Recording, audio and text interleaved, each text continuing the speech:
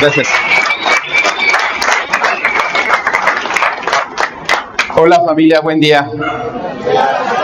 ¿Cómo están? Pueden mejorar, estoy seguro. Señor oficial mayor que nos acompaña. ¿Cómo estamos? ¿Cómo estamos?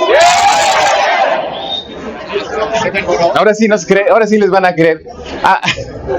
Ayer platicaba con el doctor Ramírez. Él es el regidor de salud, él está encargado aquí en este importante municipio de los temas de salud, y me dice, estamos preocupados porque hemos ido a hacer censos en las colonias y estamos encontrando que los jóvenes aquí están consumiendo muchas sustancias, incluyendo fentanilo. Dice, estamos preocupados porque queremos hacer algo por ellos. Somos un ayuntamiento que nos interesa la juventud. Queremos hacer algo por ellos y quiero ver, por eso están aquí, me dice, si algo podemos hacer con los grupos de cuarto y quinto. ¿Ustedes creen que se puede hacer algo aquí por estos jóvenes? Ok. Ya les están...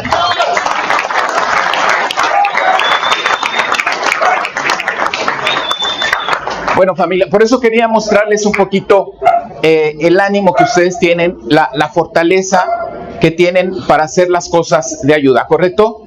Ustedes pueden ser una esperanza de ayuda para muchas personas. Entonces, me parece que este gran encuentro puede ser una buena oportunidad para fortalecer la unidad en el servicio.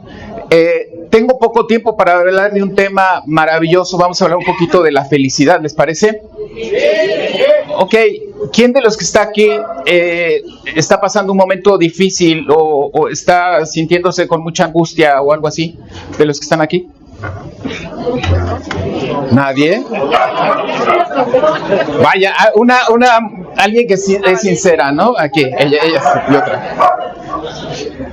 Ok. Gracias. Los demás ya se pueden ir, me quedo con la compañera. Entonces. Hay un desayuno muy rico y hay unas carnitas deliciosas porque hoy es domingo. Vamos a hablar precisamente de la felicidad, ¿correcto? Pero para empezar a hablar de la felicidad, vamos a hablar de lo contrario de la felicidad. ¿Cuál sería, sin duda, lo contrario de la felicidad? Déjenme decirles antes, y qué bueno que nos acompañan aquí las autoridades municipales, que a veces pensamos que el problema en las adicciones son las sustancias, los comportamientos adictivos y todo esto que pareciera ser es el problema. En realidad sabemos que el problema no es el alcohol, no son las drogas, es los problemas emocionales, ¿correcto? Sabemos que atrás de las adicciones y los comportamientos adictivos hay un problema de emociones, porque es un problema emocional.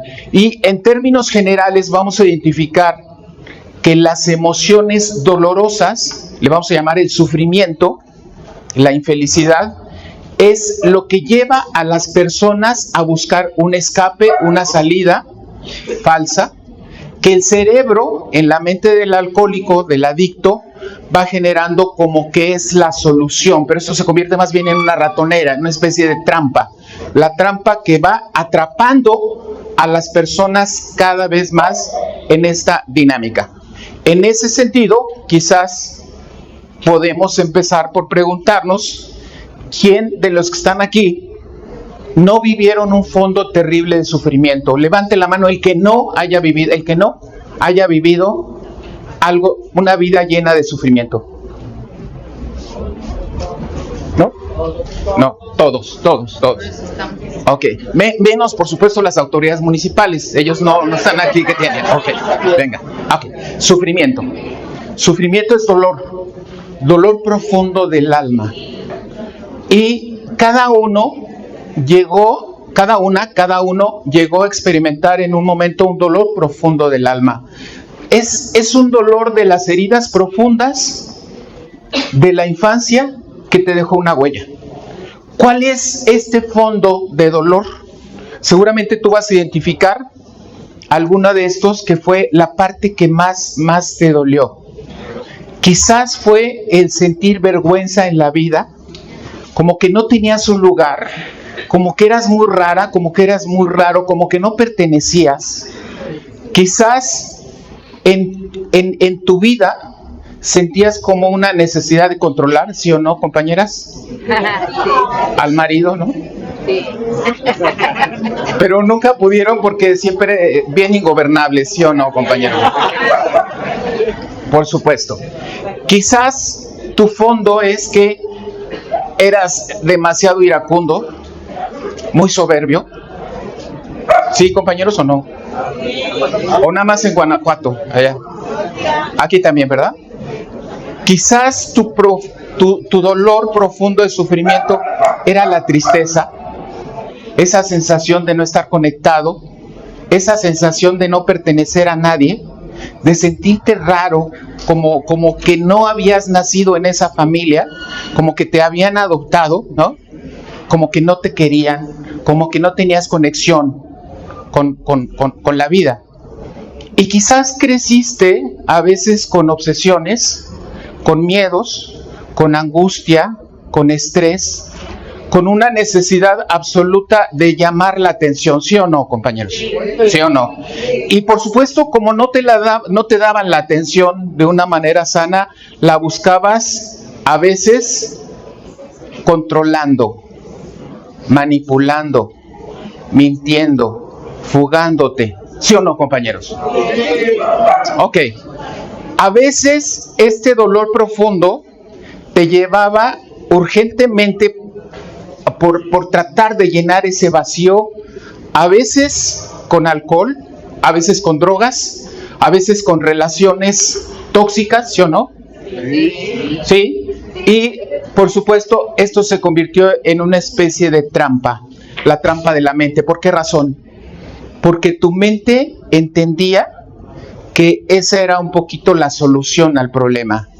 Entendía que con alcohol podías anestesiar el dolor, que con drogas podías llenar los vacíos, la soledad, la desconexión, o volviéndote dependiente de alguien con dependencias tóxicas, podías sentir como un poquito en ese sentido de conexión humana, de pertenencia, del amor que nunca tuviste, ¿cierto?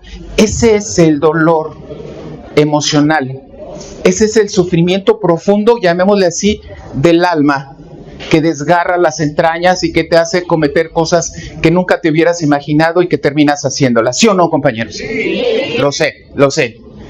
Entonces, sabemos pues que el origen de los problemas de dependencia está precisamente en el sufrimiento. Por eso, no nos preguntemos por qué consumen drogas, por qué entramos en una relación tóxica. Preguntémonos por qué del sufrimiento. Y ahí está el origen de los problemas de dependencia, el sufrimiento y el dolor humano, ¿correcto? Y les voy a decir algo que es una paradoja, curiosamente.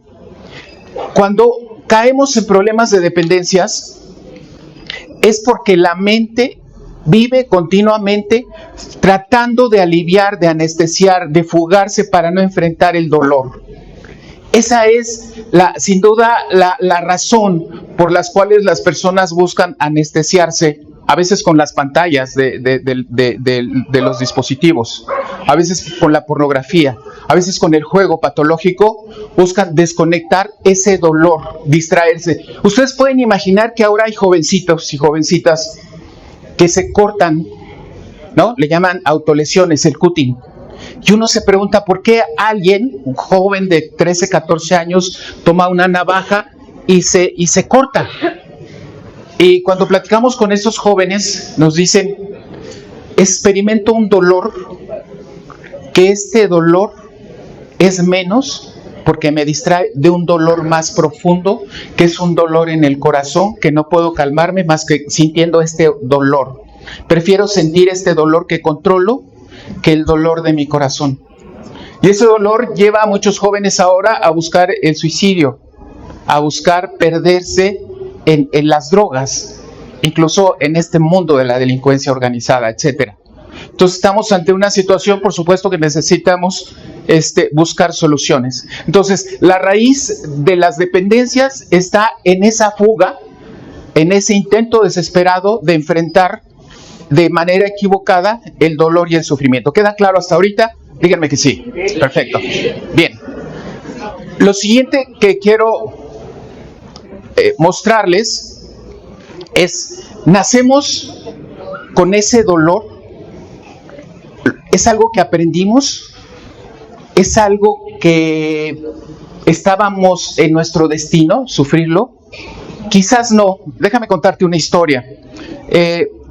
Hay un circo, hay un enorme elefante, 20 y tantas toneladas. Va pasando una familia y se preguntan por qué razón este enorme elefante está atado con una pequeña cuerda y una estaca pequeñita y no se escapa.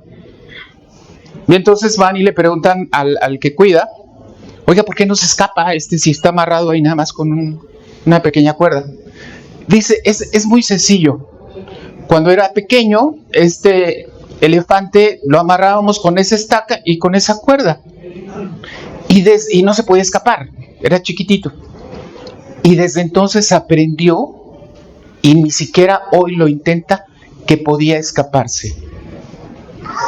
Dirían el padre de la psicología, por ejemplo, Sigmund Freud, infancia es un destino. ¿Quieres encontrar el origen de tu dolor? Ahí está. Está en las vivencias más cercanas a tu nacimiento y a veces previo. Y cuando digo previo es porque a veces tienes la sensación de que no fuiste deseado, que incluso hubo intentos de que no nacieras.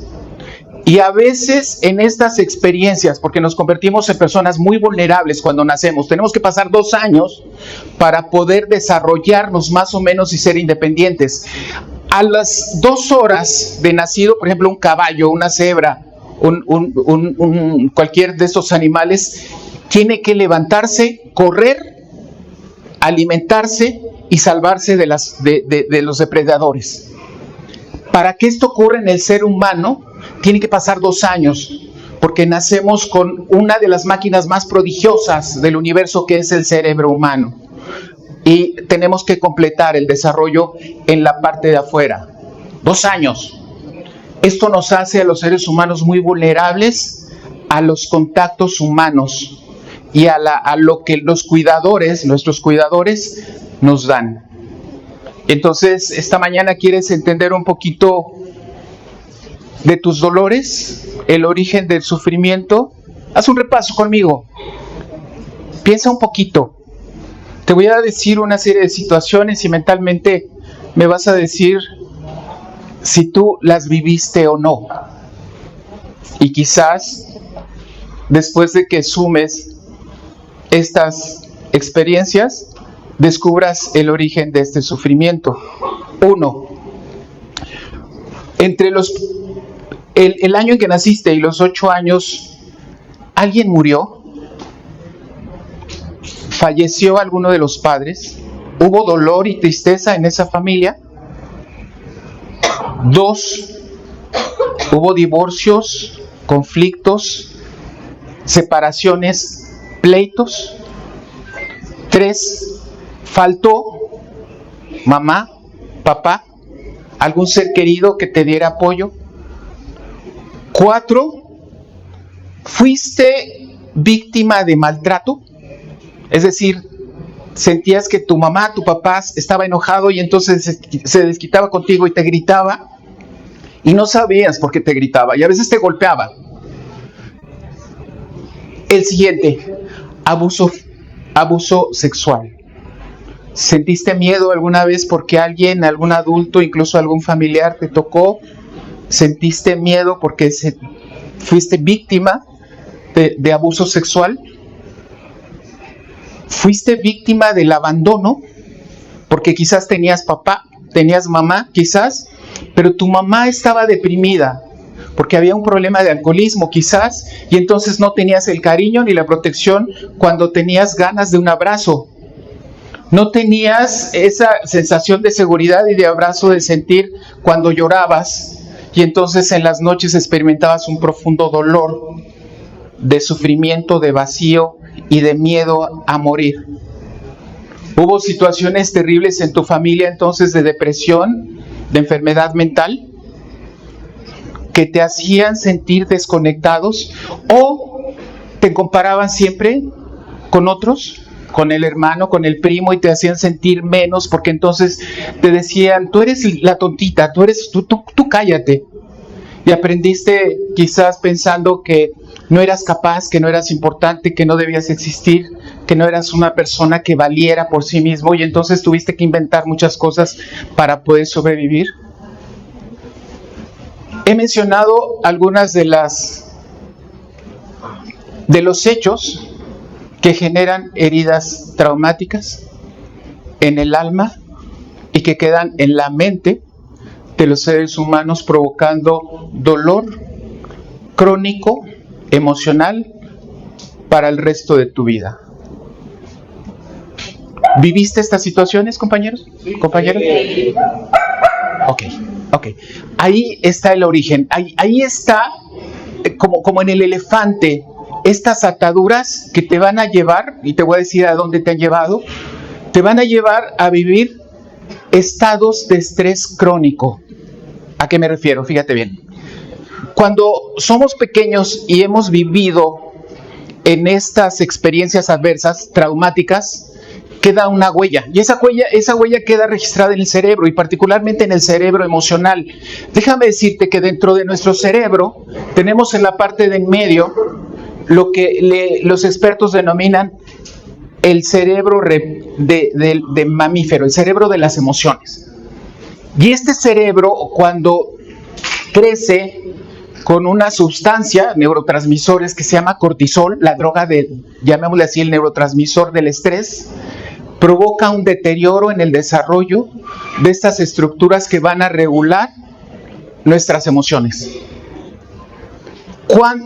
Cuando hablo de regular emociones, significa de que puedo sentir un miedo en este momento, puedo sentir algo aterrador, pero una parte de mi mente me va a decir, hey, tranquilo, no pasa nada.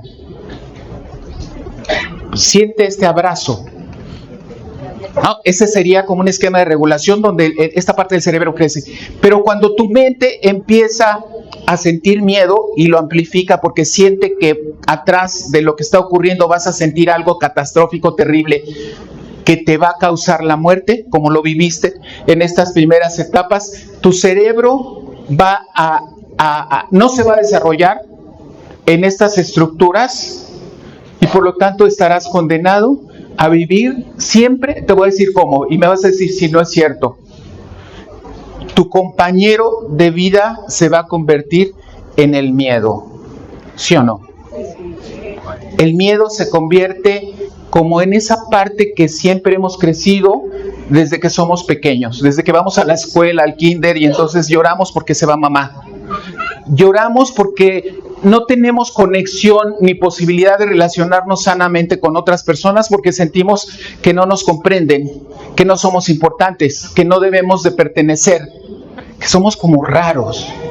Ese es el miedo. Y ese miedo te va llevando sin duda a tener muchas limitaciones en la vida. Limitaciones, por ejemplo, para conectarte socialmente, para expresar tus emociones, para expresar lo que te duele, para expresar tus ideas. Y entonces teníamos problemas de comportamiento, y lo que vemos hoy en día en las primarias es niños que dicen son niños que tienen TDA, que viven inquietos, ¿no? Niños que tienen problemas de conducta, niños que están aislados, niños que no pueden aprender, les cuesta trabajo, no tienen atención. Son niños que vivieron este sufrimiento de las heridas. Y cuando estos niños, o cuando crecimos con estas huellas, con estas heridas del alma, cuando llegamos a la adolescencia, entonces entramos en una etapa de peligro. ¿Por qué razón? Porque es una etapa en donde perdemos muchas cosas, dejamos de ser niños y empezamos a conectar con el mundo. ¿Y qué sucede cuando hemos crecido con estas heridas? ¿Qué sucede? Sucede que no te puedes relacionar con el mundo. Y es ahí cuando a los 13 años un joven, lo he escuchado muchas veces, dice, fui a una fiesta, quería sacar a las compañeritas a bailar, era muy tímido, sentía que era muy feo, que me iban a rechazar. Alguien me dijo, tómate esto, fúmate esto. Y cuando lo probé, lo he escuchado, sentí una tranquilidad que nunca antes había sentido. Sentí una sensación como de, caray, el mundo tiene color. Y me animé. Fui a sacar a la chica, bailé, me sentí muy bien y dije, de aquí soy. Es el momento donde las niñas empiezan a tener problemas de alimentación, trastornos alimenticios le vamos a llamar.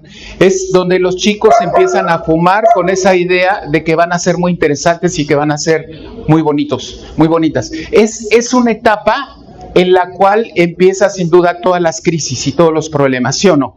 Y eso nos lleva sin duda a ser el origen de lo que va a ocurrir después. ¿Qué ocurre después? Es muy sencillo. Cuando creciste entonces con estas heridas, viviste en el miedo, este miedo te llevó a comportarte de ciertas maneras, a vivir desadaptado, y a partir de ahí es cuando empieza la vida de sufrimiento, a partir de la adolescencia, es cuando empiezan las adicciones, es cuando empiezan estas ideas de suicidio, es cuando empiezan estos fracasos en la escuela. Y se sabe que quien vivió en esta dinámica de, llamémosle así, de experiencias adversas en la infancia, con el tiempo, les voy a decir, y esto es ciencia, desarrollan diferentes problemas. ¿Cuáles son? 5 veces más probabilidades de tener alcoholismo, 5 veces más de tener problemas de drogas, 15 veces más probabilidades de tener suicidio, fracasos en la escuela, fracasos en el trabajo, divorcios, etcétera, violencia. Cuando las personas van creciendo y no reciben atención, no reciben tratamiento, entonces son propensas a infarto, a cáncer, a morir de edad temprana por algo que te voy a decir. Y grábatelo bien. El 80% de las enfermedades físicas tienen su origen en este dolor emocional, en este estrés. Gastritis, ¿sí o no, compañeras? No hay colitis, ¿sí? Dolores de espalda, ¿no? Colitis, ¿sí? Ok, compañeros, problemas de tensión, de presión arterial, etcétera. Entonces, ahí es donde finalmente las personas morirán de manera temprana como resultado de este sufrimiento que se dio en las primeras etapas de la vida, que es lo que podemos denominar como el dolor emocional, ¿cierto? Bien, aquí es donde tenemos que preguntarnos, fíjense bien, los que están aquí, que vinieron a esta convención, es porque están buscando algo, ¿cierto? Marco, ¿qué estás buscando al estar aquí? Estabilidad emocional. Compañero José Luis, ¿qué está buscando? Tranquilidad el alma. Durante toda esta vida de sufrimiento, ¿tu mente sentía tranquilidad? ¿Qué sentía, José Luis? Angustia. Sentía angustia. Descríbeme cómo era esta angustia, José Luis. Una parte así como que no podía pertenecer a algo. Sentía esa cuestión de rechazo. Sí. Hablar fuerte. ¿Hablar fuerte? Pásale por acá para que te escuchen, es muy interesante. Venga, denle un aplauso, por favor, para que se anote.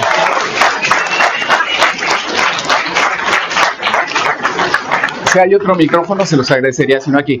Fíjate, dice, toda mi vida viví con algo que le llamamos angustia, ¿cierto? Angustia. Uh-huh. Descríbeme esta angustia. Ser esa parte en la cual sentía que no pertenecía. Desconectado, ¿no? Estoy desconectado, no pertenezco. Y quería ganarme las cosas y empecé a hablar más fuerte, a querer imponer a través de violencia, precisamente para poder ser visto de alguna forma. Y te volviste el niño rebelde peleonero en la escuela, que era medio agresivo, decía, si no es por las buenas, van a ser por las malas, pero me van a ver. Claro, ¿Sí? así fue. Y de hecho, Luego, esa parte precisamente me llevó en la cuestión de consumir más, ¿sí? Para poder sobresalir dentro de todos en esta cuestión, ¿sí? Y poder ganar un lugar que al paso del tiempo me tuve que dar cuenta, gracias a ustedes precisamente en esa parte, que me empezaron a dar esa aceptación, ¿sí? Y empezar a trabajar por sí mismo y ver que sí pertenecía, que era alguien importante y que no necesitaba de los aplausos de nadie, que tenía que empezar a amarme a mí mismo y respetarme. gracias, José Luis.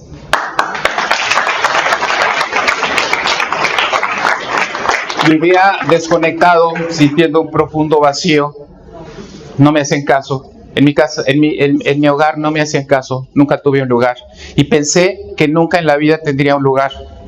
Y eso me obligó a tener que ser el malo. Y a tener que ser violento y controlador para decir, mírenme, aquí estoy, existo. Y esa necesidad cada vez más de hacerlo me llevó a tener que buscar y darme valor a través del consumo de sustancias. Y eso me llevó a un proceso destructivo, hasta que los encontré a ustedes. ¿Cierto? Bien, hoy, yo espero que se lo lleven, vamos a entender un poquito de la mente del adicto. ¿Les parece, compañeros? ¿Sí? Ok, venga.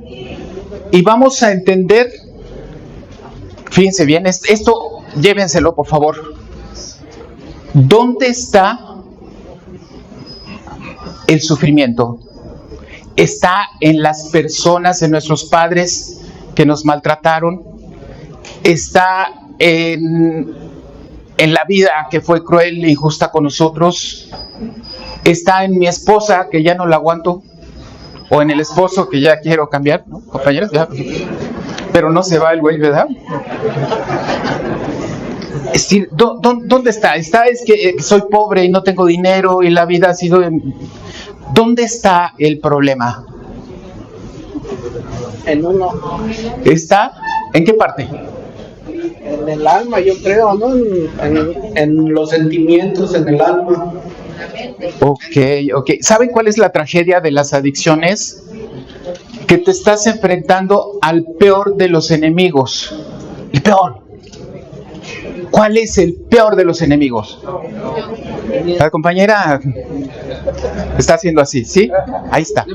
¿Y en dónde está? Aquí. Ok. Imagínate que un día a tu casa llega un vecina, y dice, ¿qué crees? Ya vine aquí estoy, vengo a cuidarte, vengo para que seas mejor. Y tú lo dejas entrar, ahí está, y resulta que van pasando los días, y ese vecina, empieza a tomar el control, o quiere tomar el control de tu vida.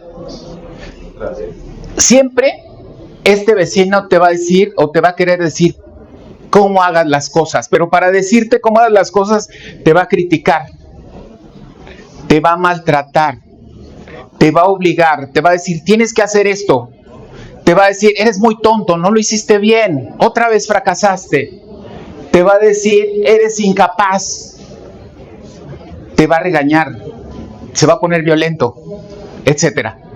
Él dice que te quiere ayudar, pero este vecino, ¿qué crees? Pasan los días y sigue ahí contigo. Un día dices, pues ya vete, ¿no? Pero no se va. Pasan los años y esta vecina sigue contigo y además es muy chismosa, le da por sufrir, le da por autocomiserarse, ¿no? Le echa la culpa a los demás. Es tóxica, ¿no? Estoy hablando de Querétaro, José, no de Y resulta que ya pasaron muchos años, dices, estoy hasta la madre de esta pinche comadre que tengo aquí. Ya vete, ¿no? ¿Qué crees? No se va a ir. ¿Por qué razón? Porque está aquí. Y eso nos lleva a pensar en lo que un maravilloso psiquiatra, quizás el más genio de la psiquiatría, Carl Gustav Jung, dijo, y curiosamente él inspiró el nacimiento del programa de los 12 pasos, Dr. Jung. Y él dice lo siguiente, fíjate bien, cuando vives experiencias dolorosas en tu vida, traumas, estos toman un lugar en tu parte inconsciente, ahí se quedan, toman forma propia, como si fuera una personalidad, y desde entonces lo vas a estar cargando como una parte oscura que te quiere controlar, que te quiere manipular, que te quiere proteger, pero siempre te va a hacer sufrir. Él le llamó la sombra, la parte oscura del alma que toma el control de tu vida para hacerte sufrir y fracasar. Diríamos entonces que así como en la literatura hay un diablito y un ángel, dentro de tu cabeza parece que sobreviven 2 o 3 personalidades. No es que estemos locos, esto es parte de la mente humana, ¿sí o no? ¿Ustedes hoy pueden ver esa parte oscura que traen, compañeras? ¿Cómo es? ¿Lo pueden describir? ¿No? Venga para acá, compañera. Vamos aquí a hacer un análisis de eso.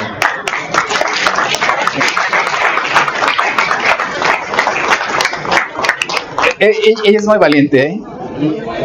Les voy a decir por qué. Porque esta parte oscura, le llama la sombra, es lo que no queremos ver, lo que ocultamos y lo que no seríamos capaces de mostrar a los demás, porque siempre, sobre todo en las redes sociales, mostramos que estamos aquí en la convención, a toda madre, con mis compadres, con mis comadres, que nos las estamos comiendo deliciosos, etcétera, pero no nos atrevemos a ver esa parte oscura. Mi compañera, ¿sí? ¿Cómo te llamas? Angélica. ¿Tú tienes una parte oscura? Sí. ¿Cómo es? ¿Nos quieres compartir? Es agresiva. ¿Con quién se pone así? Con los demás. ¿Quién en particular? Los que no hacen lo que yo quiero. Por ejemplo. El esposo. ¿Vino aquí? ¿Por qué creen que no vino? ¿Y qué quisieras que hiciera? Pues no que cambie, pero sí hay cosas difíciles en mí que a veces no la acepto de los demás y eso. Pero con tu marido, ¿qué quieres que haga que no hace? Pues me gustaría que trabajara, ¿verdad? Ahorita está ahí viendo el fútbol en ese momento, ya, sí. De hecho, está trabajando para que yo esté aquí. Sí. Entonces es como obediente, ¿correcto? Y claro, si no trabaja y si no va, ¿cómo te pones? Pues agresiva. Más bien, todo el tiempo estoy yo trabajando y si no está él trabajando, yo me molesto. ¿Qué le dices? Así, ¿con qué fuerza? Así, muéstrale esa parte. Oye, como que te faltó hacer esto. No, usted le cree, no es cierto. Oye, cabrón, ya, muévete, güey. Sigo. Sinceramente. Estamos, es más, lo que se diga aquí no va a salir de aquí. Ok, venga. ¿Cómo le dices? No hablo así con él, la verdad, pero sí me molesto. A veces que no es con groserías, pero las gesticulaciones. Mis gesticulaciones son agresivas. Muéstranoslas, por favor. Oye, estoy molesta, deberías de hacer esto, o así. No. Mira, cuando dices eso, los compañeros de aquí agachan la cabecita. No sé por qué. Ok. Ahora, si no lo hace, ¿cómo lo castigas?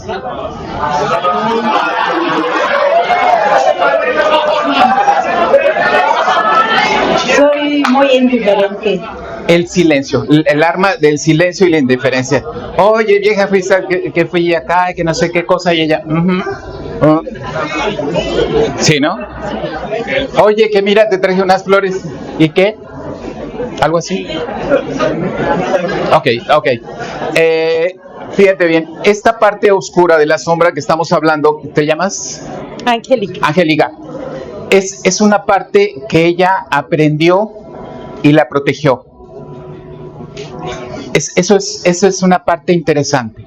es una parte que le ayudó a sobrevivir por una razón. Te voy a decir cuál. Angélica, cuando fuiste pequeña, estamos hablando un poquito de las heridas, tú sentiste que no te ponían atención. ¿Quién? Mi padre. Papá. ¿Checan? Y como que no te reconocía, como que no te quería ver. De hecho, siempre crecí como ausente, o sea, todo el tiempo buscaba esa aceptación de ese papá. Y como no te ponía atención, ¿qué hacías para que te pusiera atención? Pues todo el tiempo estaba trabajando, todo el tiempo, en casa, en el trabajo y así, y aún así no era suficiente para él. Hay una palabra que ella creó y que está aquí en esa parte de la sombra. Nunca seré suficiente. Soy por lo que hago, no por lo que soy. Si trabajo y hago algo para los demás, existo. Porque yo sola no tengo derecho a existir por solo ser Angélica, ¿cierto? Sí. Entonces tengo que ser muy trabajadora, tengo que esforzarme siempre, aunque vive en el estrés, en la ansiedad Y el control. y el control. Y claro, como no puede controlar eso, ¿a quién creen que controla, compañeros? Lo atinaron. ¿Cierto, Angélica? Ok. No sé por qué, pero los compañeros de aquí están muy nerviosos con esta plática. ¿Vinieron sus esposas? Ahorita hablamos con ellas. Angélica, algo muy hermoso, fíjate bien, que tienes es que hoy lo ves. Sí, sí lo puedo ver. Hoy lo ves. Sí lo puedo observar gracias a que estoy con ustedes. Y lo puedo observar y medio lo puedo controlar, aunque me sale luego, ¿verdad? Sí, a veces sí me sale, pero creo que soy un poquito más, no pensante, sino como que a veces yo misma estoy pensando, no, la estás cagando, Angélica. Pero casi por lo regular me costó mucho trabajo enfrentar esa parte. O sea, como realmente mostrar lo que soy, y más cuando había otra persona que me decía, ¿sabes qué? La estás cagando así y así y así. Y entonces me costó mucho trabajo como aceptar esa ayuda, acercarme. Y ahora, ¿qué haces para sentir conexión y aceptación de los demás? Fíjate, esa es una buena pregunta, Angélica. No les hago caso. Cuando quieren que trabaje más, cuando quieren que se esfuerce más, no le hago caso porque le hago caso a mi corazón. Sí. Porque ya no vivo del reconocimiento de los demás. Ya no vivo pidiendo las migajas de los demás. ¿Cierto? Ahora vivo Conmigo, con amor propio, con aceptando mi sombra, integrándola. queriéndote. Sí, ¿Te quieres mucho? mucho. Ayer precisamente iban pasando unas muchachas bien formadas, guapísimas, la verdad, se veían muy bien, y me quedaba yo observándolas y yo decía, wow, se ven muy bien, pero mi cuerpo también está bien y es perfecto. Gracias, Angélica, qué linda.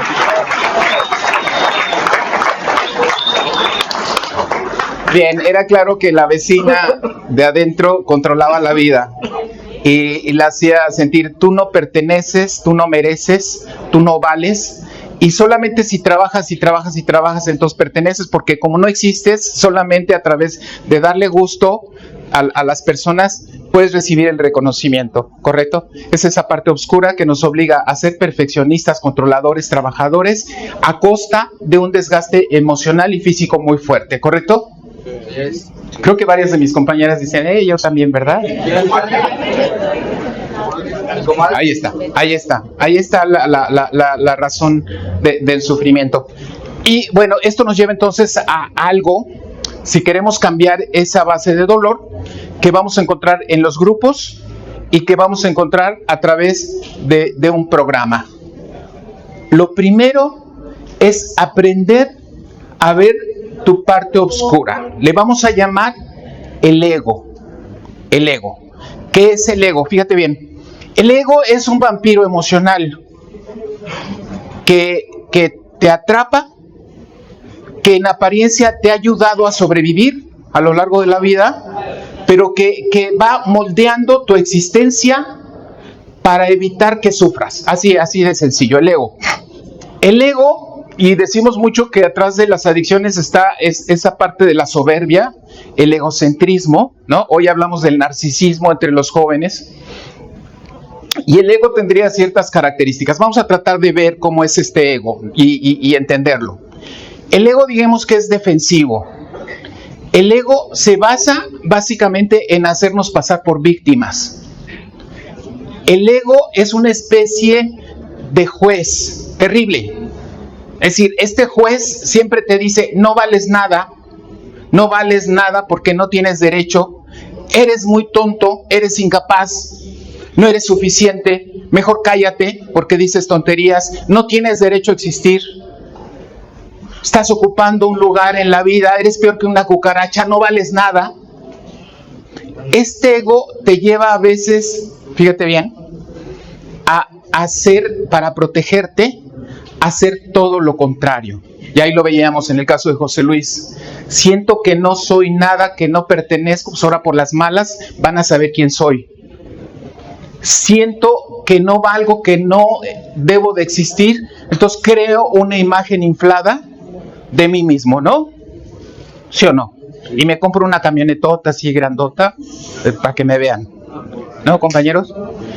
Y empiezo a hablar fuerte y a gritar y que me escuchen, ¿no? Y empiezo a decirle a mis compañeros que yo controlo a mi esposa, aunque no sea cierto. ¿Cierto, compañeros?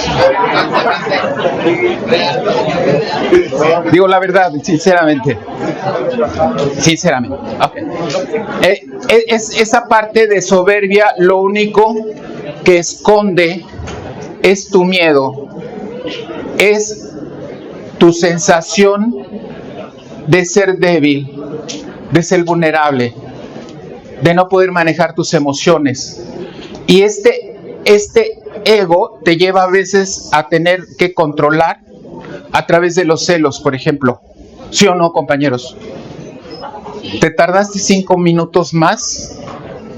¿Por qué? ¿Dónde andabas? ¿Con quién andabas? ¿Sí, verdad que sí, compañeras? Claro que sí. ¿Y saben cuál es la tragedia del celoso? Es que siempre va a imaginar que el otro, le dicen el Sancho por ahí, es más guapo, es más rico, es más joven, es más inteligente y con mayor potencia sexual, ¿sí o no? Es decir, porque siempre vas a pensar que tú estás abajo, y entonces como sientes que estás abajo, vas a pensar siempre que hay alguien más, ¿no? Porque toda la vida te enseñaron que tú eras poca cosa.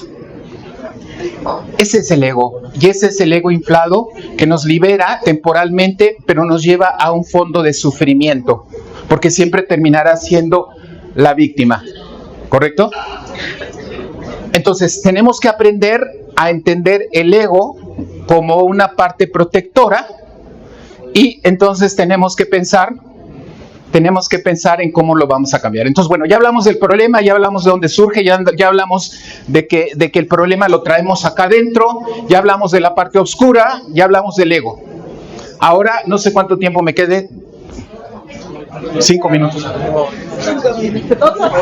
Me dicen que me quedan 2 horas, ¿está bien? Ok. Ahora, fíjense bien. Vamos a pensar, ¿este sufrimiento es nuestro destino? ¿Nacimos para sufrir? No. ¿Lo podemos cambiar? Sí. Ok.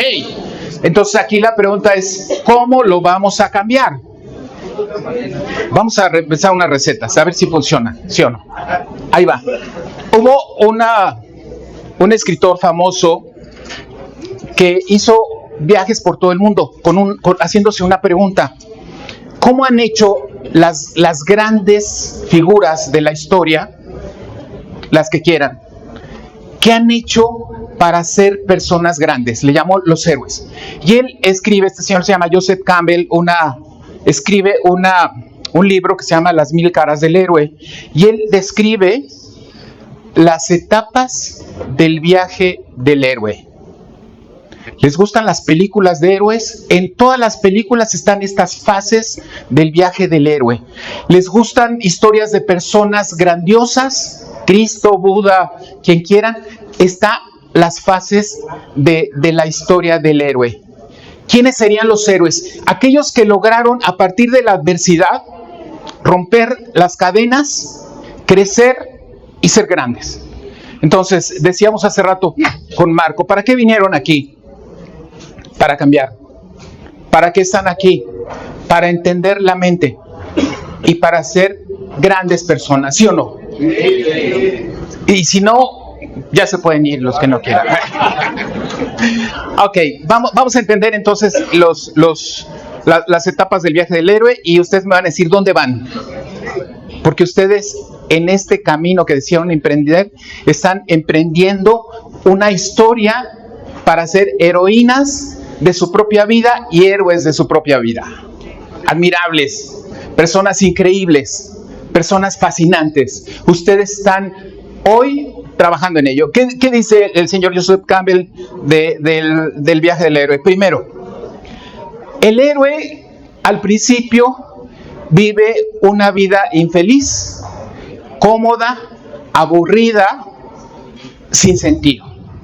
Le llamamos sufrimiento humano. Esa es la primera etapa. Entonces, hemos vivido durante mucho tiempo manejándonos por el dolor, por la tristeza, por el desánimo, por el aburrimiento, etcétera. ¿Correcto? Esa es la primera fase. Es la fase del dolor. Un día, la segunda fase, recibe un mensaje. Por ahí alguien le pasa un mensaje. Quizás le pasa un folletito. Quizás en una plática, asiste a una plática o escucha a visión colectiva, escucha en Alabanet también un mensaje que le dice: hey, no necesariamente estás condenado a vivir en el vacío y a tener una vida vacía de aquí a que naces y te mueres. Tu vida puede ser diferente. Puedes tener una vida y una transformación, y sí es posible. Eso es algo muy interesante porque este mensaje que te va a llegar es un mensaje que te dice: hay esperanza, búscala, no te quedes ahí, búscala, síguela. Este mensaje, lo primero que va a ocurrir en el héroe es desconfiar.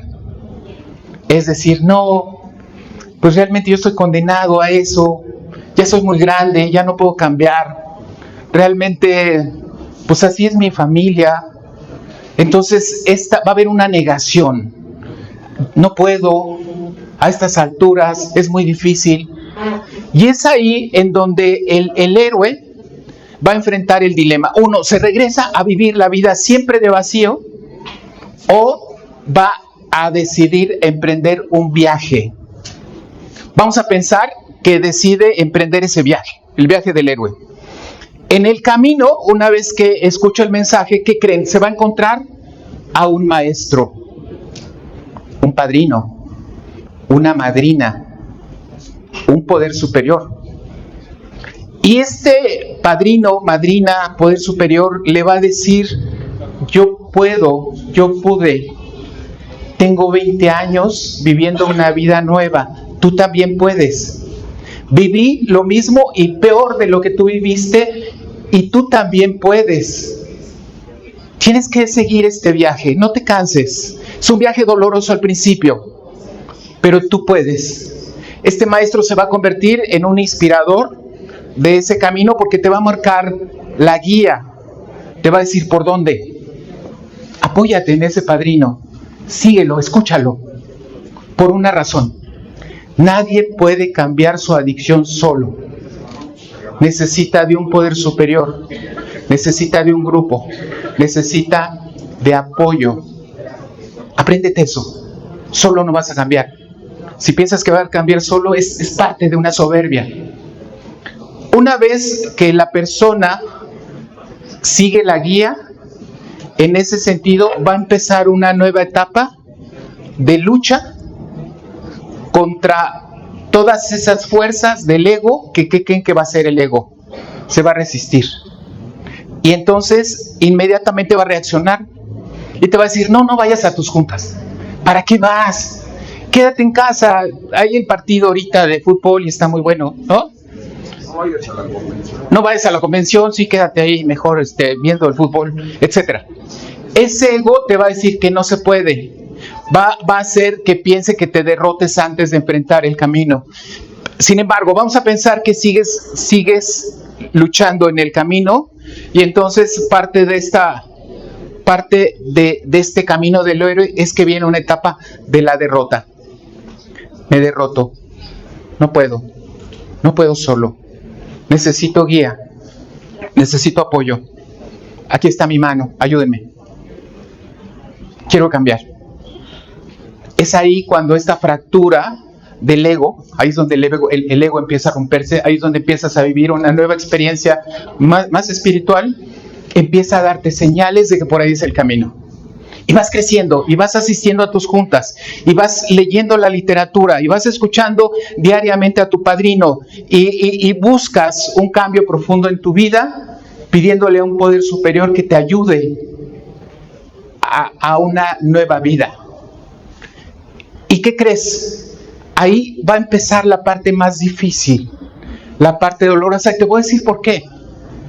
Porque cuando sigues este camino vas a llegar al momento más difícil, y en las escenas de las películas aparece una cueva donde aparece un monstruo, y es donde viene la lucha contra ese monstruo. Ese monstruo es el que traes adentro, es tu dolor, el dolor del que siempre has huido, y de pronto lo tienes enfrente.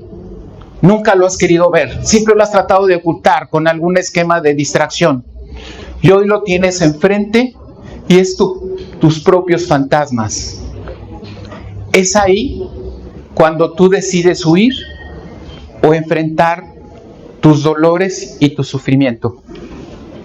Cuando lo haces, lo vas a hacer a través de un cuarto y quinto paso, a través de mirarte hacia ti y recorrer ese pasado doloroso para limpiar y sanar las heridas de tu alma. Es un proceso de valientes, de gente que se atreve a enfrentar lo que nunca en la vida nos hemos querido enfrentar. Y es el momento decisivo que puede cambiar tu vida. Y cuando dice Joseph Campbell, es cuando trasciendes el umbral, pasas a otro nivel, que nunca, ahí es donde ya no hay regreso. Al pasar ese umbral, esa puerta de otra dimensión, ¿no? Puedes entender la vida diferente, puedes ver tu parte oscura, puedes ver tus defectos de carácter, puedes pensar en cambiarlos. Y es ahí cuando decides empezar una nueva vida y seguir ese camino, trabajando en tus defectos de carácter, reconociendo que la gula, ¿sí o no, compañeros? La lujuria, ¿sí o no, compañeros? La autoconmiseración, el sentirnos víctimas, el ser manipuladores, el chantajear, el ser mentirosos, infieles.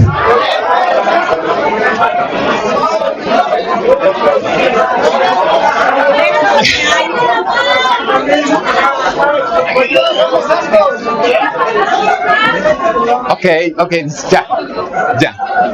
Entiendo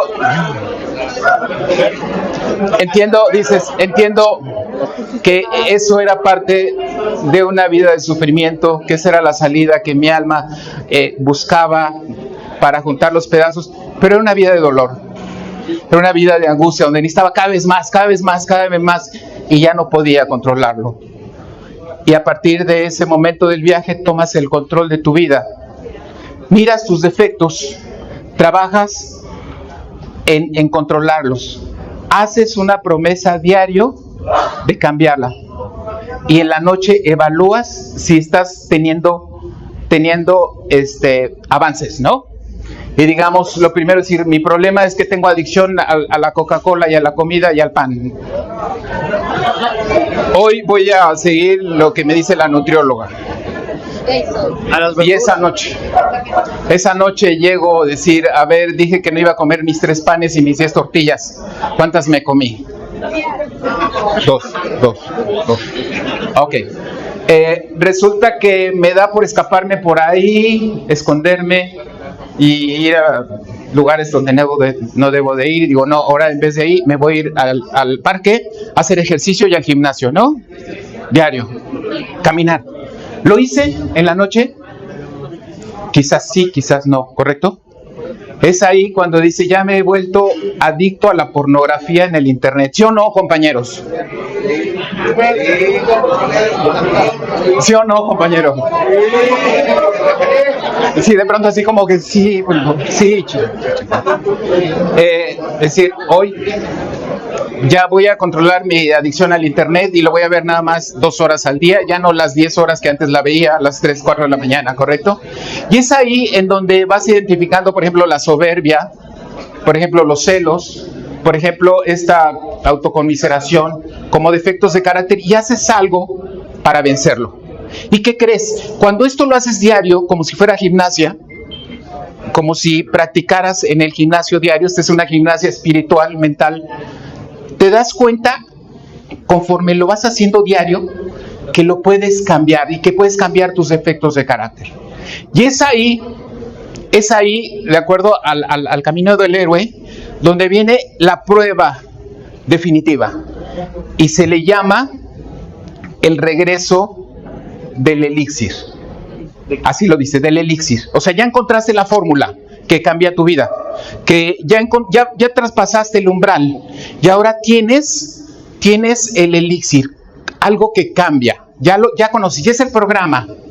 Pero entonces viene la parte donde regresas después de ese viaje y te vas a encontrar a la familia que dañaste.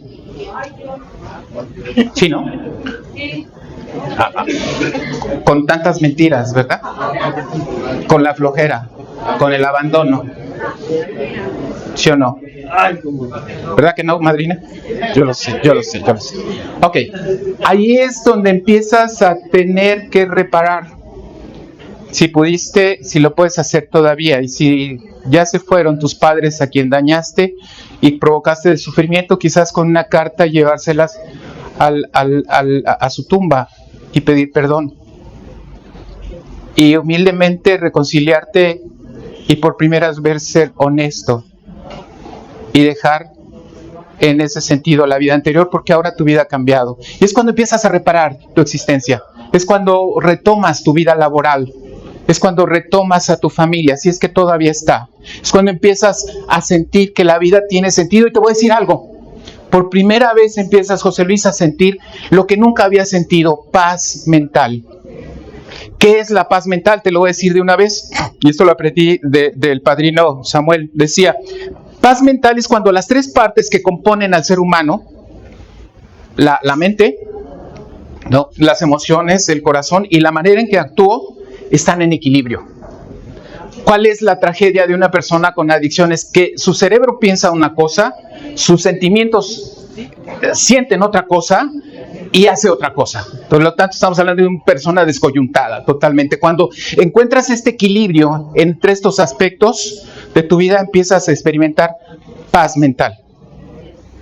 Y es ahí cuando viene la etapa más hermosa, las 2 etapas más hermosas. Se llama la redención, el renacimiento.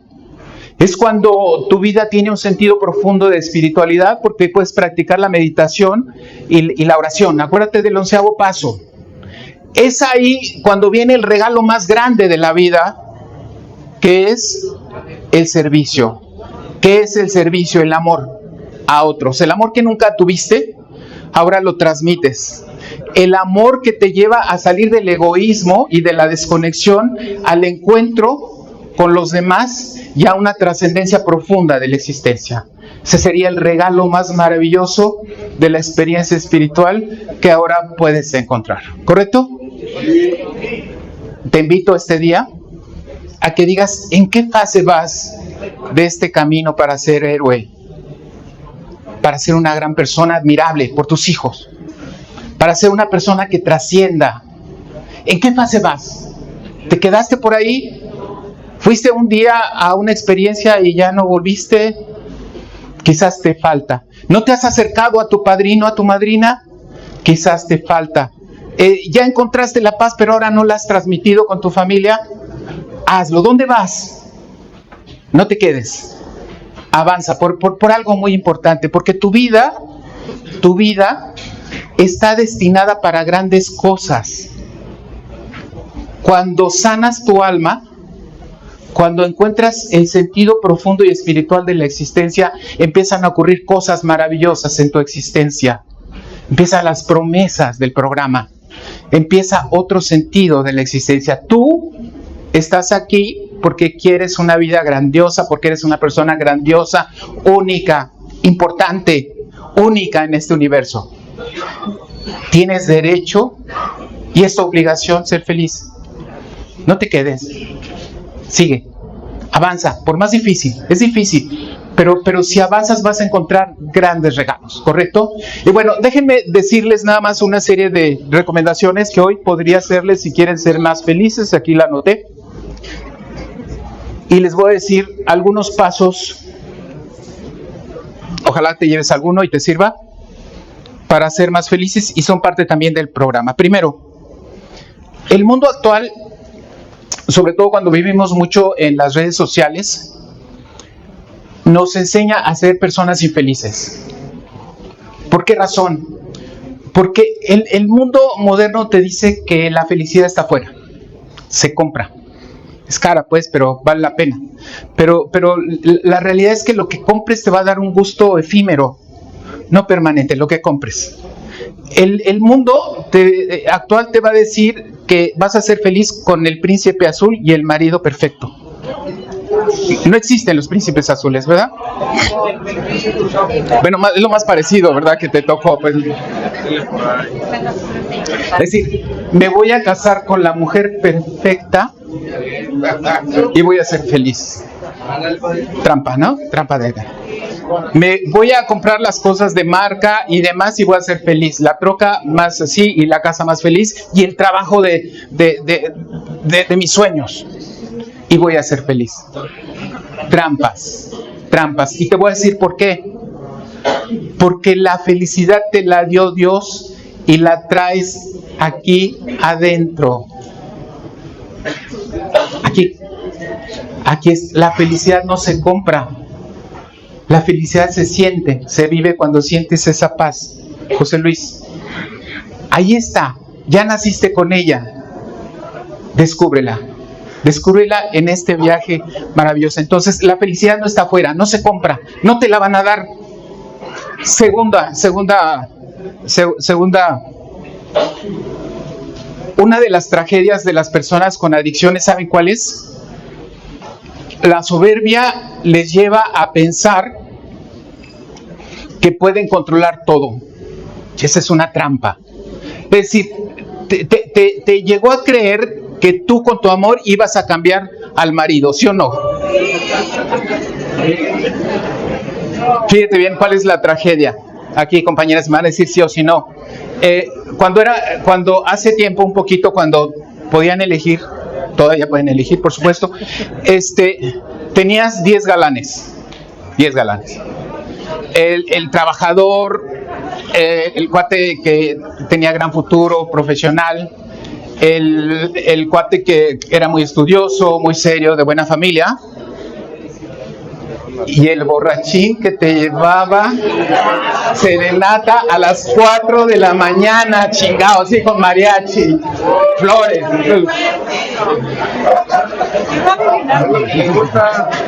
Ok. Y entonces tú dices, es que este güey bien borracho, irresponsable, se va a los antros, llega tarde, me tiene acá. Tú lo escogiste. ¿Por qué?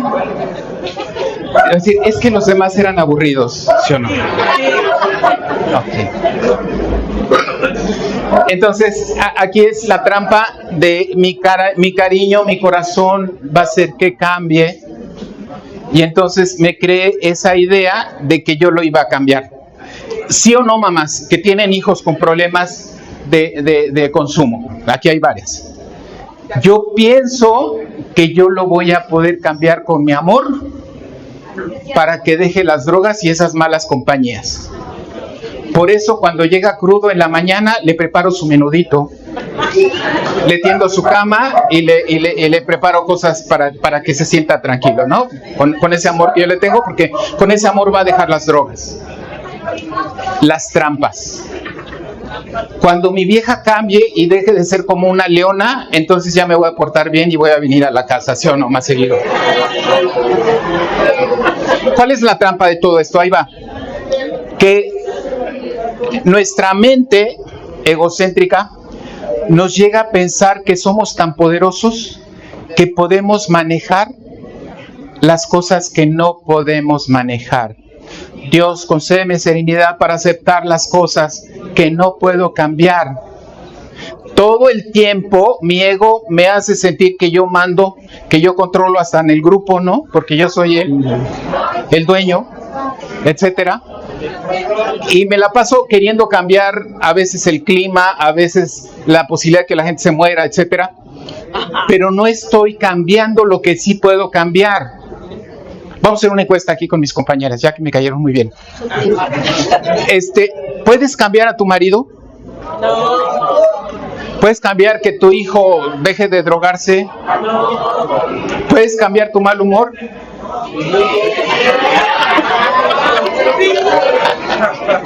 Se quedaron calladas y les contestaron. ¿Puedes cambiar tus pensamientos negativos? ¿Puedes cambiar tus defectos de carácter? Ok, el problema es que nos estamos centrando mal. Y la oración de la serenidad es clarísimo. Céntrate en lo que sí puedes cambiar. Y es lo que tú tienes. Deja de culpar a las personas de lo que te pasa. Deja de echarle la culpa a tus padres, a tu pasado, a tu historia. Y cambia tus hábitos. Me parece que ese es algo muy importante. Tercero, ¿sabes qué? Si hay algo que te salva del Tafil y del Valium, y es más poderoso, se llama gratitud. Gratitud. ¿Qué es eso? Es mirar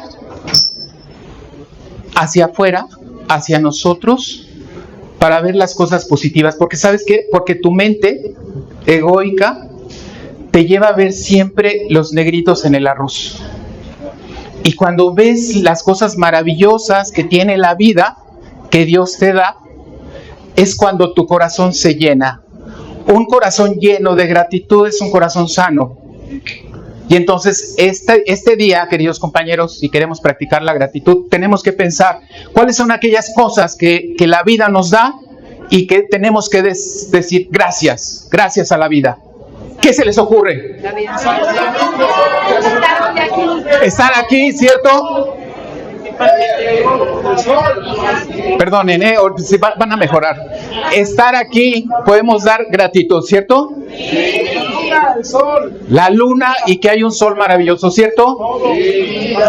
Que estemos rodeados de personas maravillosas. Tómenle la mano a sus compañeros para sentir el calorcito. Tómense las manos, por favor. Sentir esta conexión.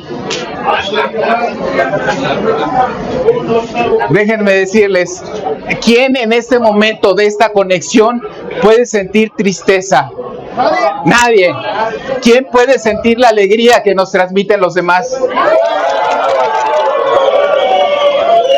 ¿Quién puede sentir que hoy vivimos y estamos conectados con el presente? Por supuesto. Ya suéltese, ya.